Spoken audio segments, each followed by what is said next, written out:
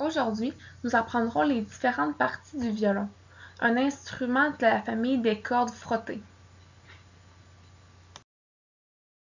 La première partie du violon que nous allons voir se nomme la volute. La volute contient 4 vis d'accords. Chacune de ces vis contient une corde. La corde est enroulée autour de la vis. Pour s'accorder, le violoniste tourne les vis en sens horaire ou anti-horaire selon la note qu'il veut obtenir. Le manche du violon est l'endroit où le violoniste tient son instrument avec sa main gauche. Il est généralement fait avec de l'érable. C'est l'une des seules parties du violon à ne pas être vernie.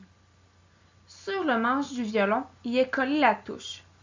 Cette dernière est faite en ébène, un matériau très dense et dur. Lorsque le violoniste joue, il pose ses doigts sur la touche de l'instrument. Plus le doigt est près de la volute, plus le son est grave.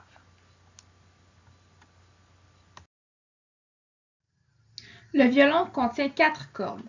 Ces dernières sont placées de la plus grave à la plus aiguë. La corde la plus grave est placée à gauche et se nomme la corde de sol. Ensuite sont placées la corde de ré, celle de la et la plus aiguë, celle de mi. À l'époque, les cordes étaient faites de boyaux d'animaux et seule la corde de sol était entourée d'un fil d'argent ou de cuivre. Au début du 20e siècle, la corde de mi fut remplacée par un fil d'acier car cette dernière se cassait trop souvent. Plus tard, les cordes de ré, de la et de sol ont également été munies d'un matériau synthétique. Ensuite, la caisse de résonance. Le travail de la caisse de résonance est d'amplifier le son créé par la vibration des cordes. La face supérieure, aussi appelée table d'harmonie, est généralement faite d'épicéa, une essence de bois. La table d'harmonie est percée de 2 trous en forme de F que l'on appelle les ouïes. Les ouïes libèrent les vibrations provenant de la caisse de résonance. Pour sa part, le dos du violon est fait de bois d'érable.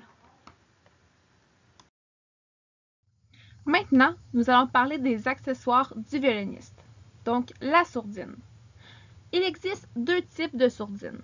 Premièrement, les sourdines d'orchestre et ensuite les sourdines peignes. À votre gauche se trouve la sourdine d'orchestre. Cette dernière est généralement faite de caoutchouc ou d'ébène. Le violoniste la pose sur son chevalet et obtient un son timbre plus doux et plus feutré. Comme son nom l'indique, la sourdine d'orchestre est principalement utilisée dans les orchestres. La prochaine sourdine se nomme la sourdine peigne.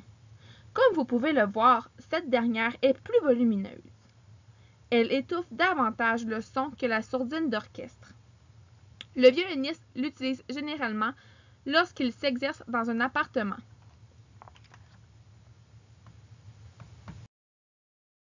Le prochain accessoire que nous allons voir se nomme la colophane. On pose de la colophane sur les crins de l'archet.